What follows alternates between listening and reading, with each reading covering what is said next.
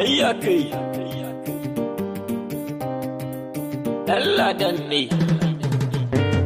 kamar yanan kuma ga ango biki shagali mun zo murna Hadiza ta zama amaryar Sani na yau shi ne ango kamar yanan kuma ga ango biki shagali mun zo murna Hadiza ta zama amaryar Sani na yau shi ne ango ya komai in zan fara zan kiraye ka sarki mai maka domin kai ne jigo na kai mini dauki mai maka alfarmar rasulullahi da manzo maiki alfarmar sa annabi Allah karaban baiwa in yi waka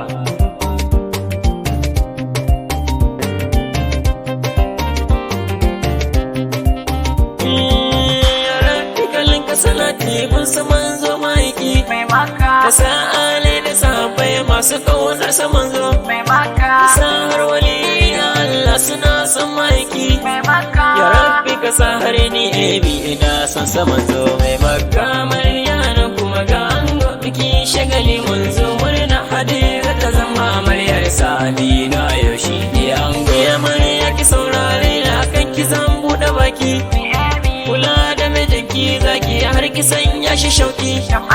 idan ya shigo a gida ta so amarya bunki ki karga abin da ya kawo don ku kare ki gaya masa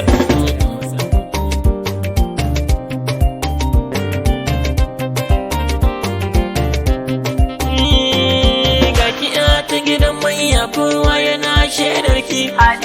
wurin tarbiyya halin kirki ana furtaki mai ladabi da biyayya abinci a baki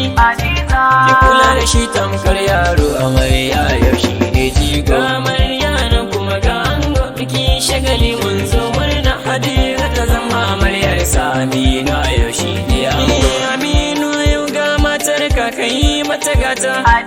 kula da ita ango abincin suturta a koyaushe kai ɗaya ne jigo gare ta mijinta ka kare dukkan hakkin tabiyar manya ce ka ɗauka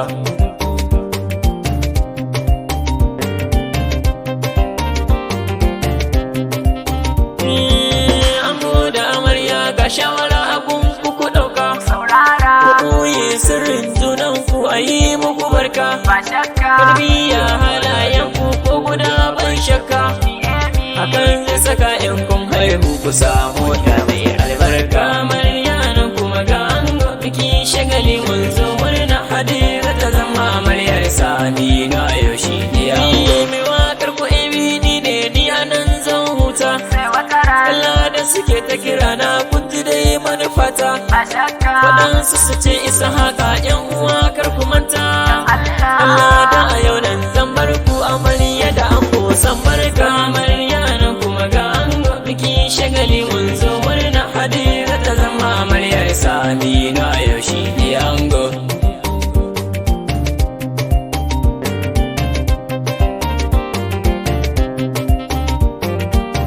maryanan kuma ga ango biki shagali mun zo murna Hadiza ta zama amaryar Sani na yau shi ne ango